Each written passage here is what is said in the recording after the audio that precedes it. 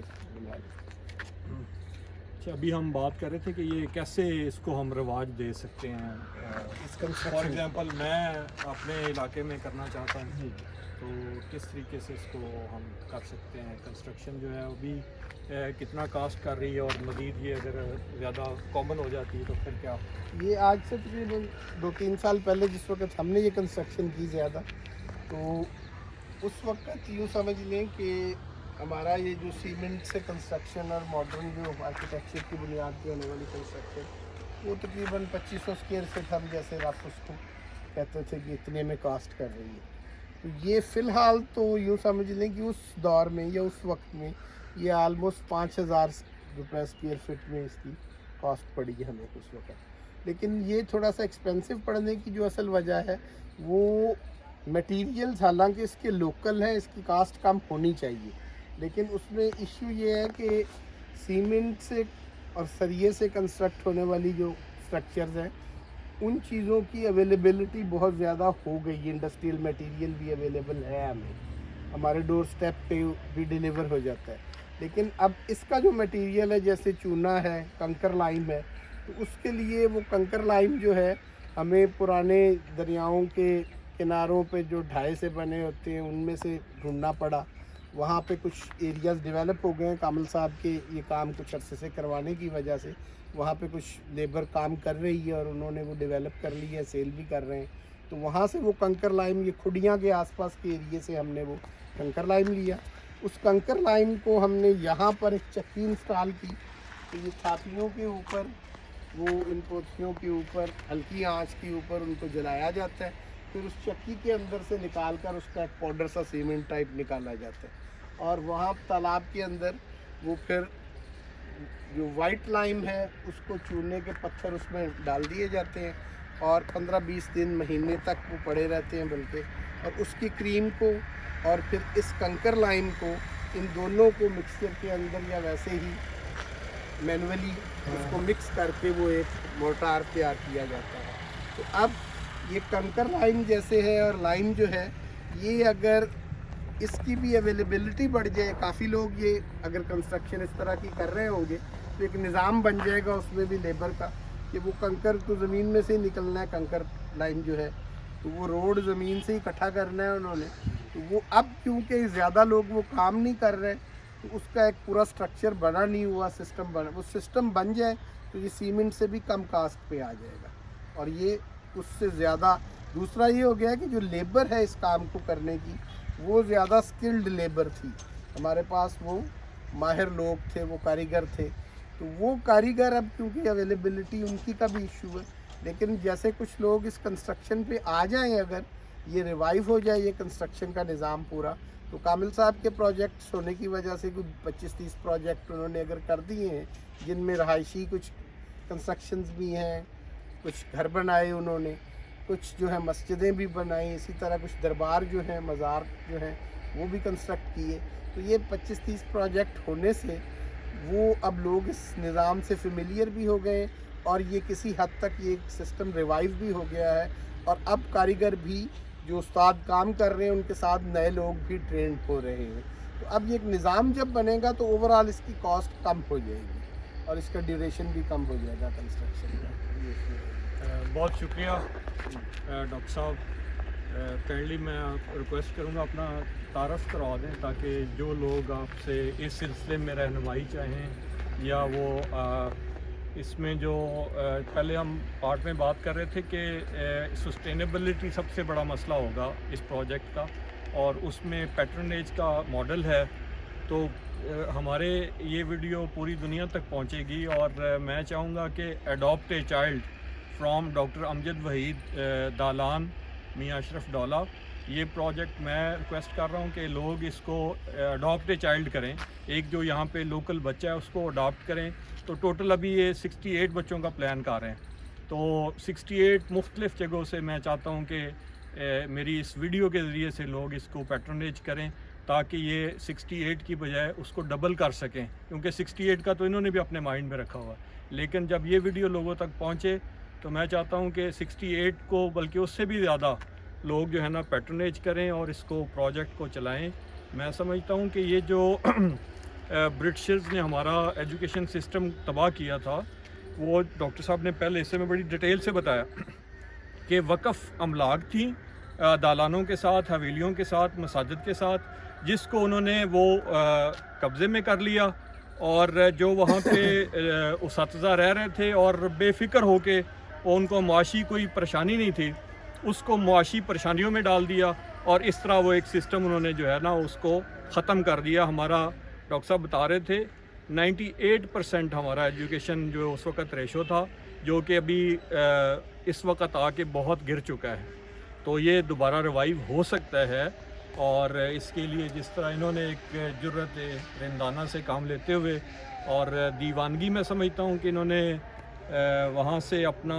Career چھوڑ کے لاہور سے یہ واپس دیپال پور آئے ہیں اور یہاں پہ اپنا پے بیک کر رہے ہیں اپنی کمیونٹی کو، تو یہ بھی ایک بہت بڑا لیسن ہے کہ ایک عمر کا ایک حصے میں ہمیں اپنی کمیونٹی کو، اپنے ملک کو، اپنے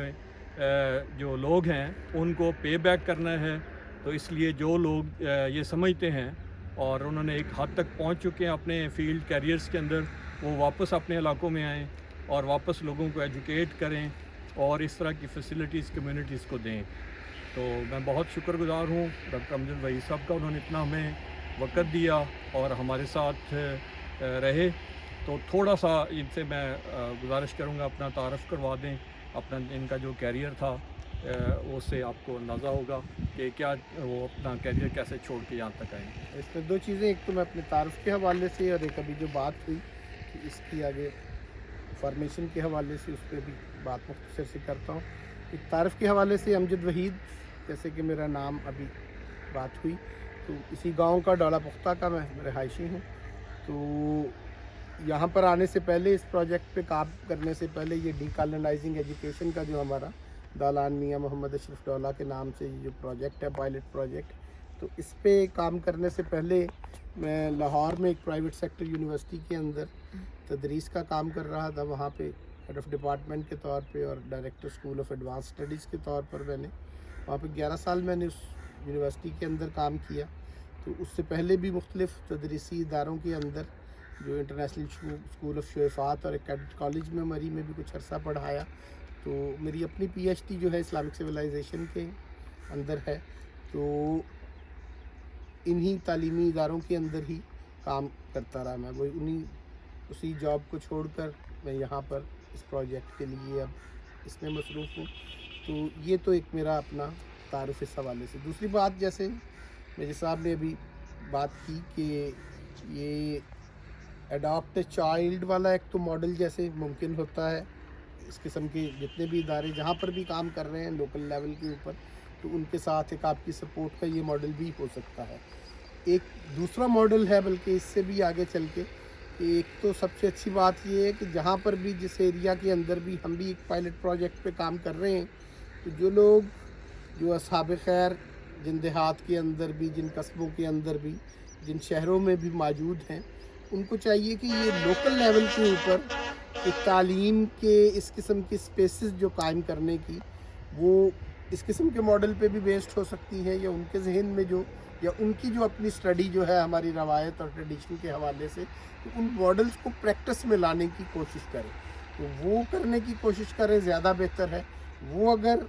بڑا کام لگے اور مشکل لگے تو یہ بھی ماڈل ہو سکتا ہے کہ اس قسم کے ادارے جہاں پر کام کر رہے ہیں وہاں پہ اڈاپٹ اے چائلڈ سے زیادہ بھی مؤثر ماڈل یہ ہو سکتا ہے کہ وہاں پہ آپ ایک اسکالر ٹیچر کو جو ہے اس کی پیٹرنیج کے اوپر جائیں، اس کو ایک استاد کو یوں سمجھ لیں پیٹرنائز کریں، جیسا کہ ہماری ٹریڈیشن میں تھا، ایک استاد کی پیٹرنیج سے، یا ایک صاحب علم کو پیٹرنائز کریں، جیسے ان حویلیوں دالانوں میں ماڈل تھا کہ ان اصحاب علم کو پیٹرنائز کیا جا رہا تھا۔ ایک صاحب علم کے پیٹرنائز ہونے سے اس کی جہاں پر وہ بیٹھتا ہے اس کی سراؤنڈنگ میں اس کی کمیونٹی پوری کی پوری جو ہے اس میں ٹرانسمیشن آف نالج کا ایک عمل شروع ہو جاتا ہے۔ تو اس پہ بھی جائیں، وہ زیادہ اچھا ہے۔ مختلف جگہوں پہ اس قسم کی سپیسز پہ جہاں پہ بھی جو لوگ کام کر رہے ہیں ان کے ساتھ کوارڈینیشن میں آ کر، تو ایک استاد کو پیٹرنائز کرنے کا کام، ایک صاحب علم کو پیٹرنائز کرنے کا کام، کیونکہ ہماری جو روایتی اور ٹریڈیشنل فارمیشنز آف ایجوکیشن تھی وہ اصل میں اصحاب علم کی پیٹرنائز پہ کھڑی تھی۔ और वो पैटर्नेज सिर्फ मुग़ल सल्तनत की सतह पर नहीं थी या एक सेंट्रल लेवल के ऊपर ही उसकी पैटर्नाइज़ का अमल नहीं था कि औरंगज़ेब आलमगीर या शाहजहां या अकबर जो है वो पैटर्नाइज़ कर रहे थे। मदद माश का एक निज़ाम था उन स्कॉलर्स के लिए, और उसके लिए उनके नाम पर कुछ ज़मीनें वक्फ उनको दी जाती थी, या उसके अलावा उनसे टैक्सेशन के अंदर उनको माफ़ी मिल जाती थी अपनी एग्रीकल्चर में या और चीज़ों में। यही नहीं, मदद माश का एक निज़ाम तो था ही, बल्कि प्रोविंशियल लेवल पे भी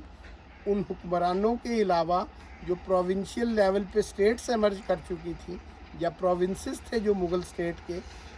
उन जगहों के ऊपर भी जो लोग थे इसको उस लेवल पे भी पैटर्नाइज कर रहे थे। और सिर्फ उसी सतह पर नहीं, बल्कि बहुत लोकल लेवल पे विलेज और कस्बे की सतह पे जो हवेली का निज़ाम था, वहाँ के जागीरदार जो थे या वहाँ के ज़िम्मेदार जो थे, ये शहर के अंदर इवन जो असहाब खैर थे और नोबल्स थे उस दौर के, तो वो अपनी अपनी सतह पे हर बंदा असहाब इल्म को पैटर्नाइज कर रहा था। तो ये इल्म की पैटर्नेज का एक जो निज़ाम था हमारा रवायती, वो बिल्कुल लोकल लेवल से लेकर वो सेंट्रल लेवल तक जो है, सेंट्रल पेरिफेरी दोनों पर काम करता था। वो कोई ओवर सेंट्रलाइज्ड सिस्टम नहीं था एजुकेशन का, बल्कि वो बहुत ज़्यादा डाइवर्स अंदाज में काम कर रहा था, और पेरिफेरी के अंदर भी उतना ही मौसर था वो पैटर्नेज का निज़ाम जितना सेंटर के अंदर मौसर था। तो ये ज़्यादा अच्छा होगा कि इस पैटर्नेज पे भी जाया जाए, कि उन स्कॉलर्स को, उन स्कॉलर टीचर्स को, कि जो उस फॉर्मेशन ऑफ एजुकेशन को पैदा करने वाले थे, आज के दौर में भी अगर असहाब इल्म की पैटर्नेज वैसे शुरू हो जाए तो एजुकेशन और ट्रांसमिशन ऑफ नॉलेज का जो काम है ये ज़्यादा आसान हो जाएगा। क्योंकि जब आप इदारों को फाइनेंस करने लग जाते हैं या डोनेट करने लग जाते हैं, तो उससे प्रॉब्लम ये आता है कि वो ज़्यादा एडमिनिस्ट्रेशन के ऊपर वो कास्ट खर्च हो रही है, वो स्कॉलर को पैटर्नाइज नहीं कर पा रहे होते। इसकी मैं एक बहुत बड़ी मिसाल देता हूँ कि हमारे यहाँ एक अच्छा प्रोजेक्ट हुआ पंजाब एजुकेशन फाउंडेशन के नाम से। तो पंजाब एजुकेशन फाउंडेशन जो थी, उसने हुकूमती सतह के ऊपर गवर्नमेंट ऑफ पंजाब का इनिशिएटिव था जैसे कि वो, तो पंजाब एजुकेशन फाउंडेशन के एक शाहिद कारदार जो उसके एक चेयरमैन थे एक वक्त में, तो उन्होंने एक दफ़ा एक बात कही। वो खुद भी क्योंकि फाइनेंस मिनिस्टर भी रहे पंजाब के और गवर्नर स्टेट बैंक भी रहे, उन्होंने कहा कि हम ये एक ब्यूरोक्रेटिक स्ट्रक्चर के ज़रिए जो एजुकेशन के ऊपर होने वाली फंडिंग भी है वो जब करते हैं, तो वो आगे उस तालिब इल्म तक और उस उस्ताद तक उस फंडिंग के असरात कम पहुंचते हैं बनिस्बत उसके कि अगर हम एक हेलीकॉप्टर या जहाज़ के ऊपर से वो जो फॉरेन फंडिंग आती है एजुकेशन पे, वो पैसे पकड़ के हम उसके ऊपर से फेंक दें तो उन उस्तादों तक और उन बच्चों तक ज़्यादा पहुंच जाए। ये एक पूरे हायरार्की से गुजर कर जब वो फंडिंग पहुंचती है, तो अगर ये डायरेक्ट आप उस्ताद को पैटर्नाइज करेंगे, स्कॉलर को पैटर्नाइज करेंगे, तो उससे ट्रांसमिशन ऑफ नॉलेज का ज़्यादा इम्कान है, इसकी जगह कि आप एक पूरे उन स्ट्रक्चर से गुजर के सिर्फ मैनेजमेंट की फंडिंग करते चले जाएं और आगे जो है वो रूट तक जो है उसकी फंडिंग पहुंच ना पाए। ये कुछ नहीं। बहुत शुक्रिया साहब। इंशाल्लाह इस मौजू पे आपसे हम मज़ीद भी बातचीत और रहनुमाई लेते रहेंगे, और बाकी दोस्त जो भी डॉक्टर अमजद वहीद साहब से रब्ता करना चाहें, उनका कॉन्टैक्ट नंबर भी हम देंगे। तो बहुत शुक्रिया व्यूअर्स, ये सब लोगों से दरख्वास्त है कि इस मॉडल को अपनाएं और इसको पैटर्नेज सिस्टम को शुरू करें, किसी लेवल पे भी डिसेंट्रलाइज, जिस तरह डॉक्टर साहब ने कहा है, उस मॉडल पे आएँ। बहुत शुक्रिया, आपसे मुलाकात होगी अगली वीडियो में। इजाज़त दीजिएगा, अल्लाह हाफिज़।